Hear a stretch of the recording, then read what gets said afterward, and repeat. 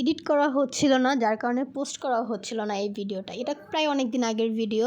তো hello everyone, welcome to Diya's blog. আশা করি তোমরা সবাই ভালো আছো আর আমিও অনেক ভালো আছি। আবার তোমাদের মাঝে মিনি একটা ব্লগ নিয়ে চলে এসেছি। তো আমাদের কলেজ ছুটি হয়ে গেছিলো, ছুটি হওয়ার পরে সবাই দাঁড়িয়েছিল, আমিও সাথে একটু দাঁড়িয়ে ভিডিও করে নিলাম।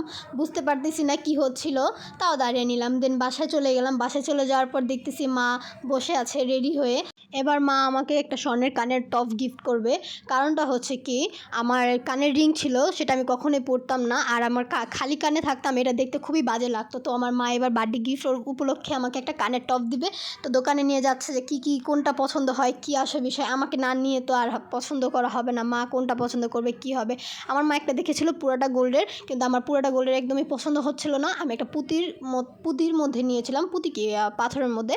তো একটা দামি পাথরের মধ্যে একটা গোল্ডের নিয়েছিলাম। তো আমার কাছে অনেক পছন্দ হয়েছে। এখন মা দামাদামি করতেছে, কথা বলতেছে যে কী করলে কোনটা ভালো হবে, কী আসে বিষয়। আর আমি এখানে মজা করে ভিডিও করে নিচ্ছি, মিটি হাসতেছি, কজ আমার কাছে এই কানের রিংটা খুবই পছন্দ ছিল। তো তোমাদেরকে একটু দেখাই কেমন হয়েছে, আর তোমরা কমেন্টে জানাও কেমন লাগতেছে। সিম্পল আর খুবই ছোট, কজ এটা জানি আমি সারাদিন পরে থাকতে পারি, কলেজে যেতে পারি, সব জায়গায় যেতে পারি। এটার জন্য জানি কখনো কোথাও সমস্যা না হয়, এর জন্য আমি ছোটোর মধ্যেই নিয়েছি। ছোট না, ছোটোর থেকেও 2 সাইজ বড় যেটাকে বলে। আমার মার নাকের নথ ছিল, নথ না টপ ছিল, সেগুলোও কিছু ঠিক করে নিতেছিল, কারণ কিছুটার মধ্যে একটু প্রবলেম ছিল। মাও কিনেছিল অনেক দিন আগে এই দোকান থেকেই, তো এটা একটু ঠিক করে নিয়েছে। এখন দেখেন আমি যে পরেছি আমাকে কেমন লাগে, কি এই কানেরটা মানিয়েছে অবশ্যই তোমরা কমেন্টে জানাবা। দেন কেনাকাটা করার পর আমাকে এই দোকান থেকে অনেকগুলো চকলেট দিয়েছিল।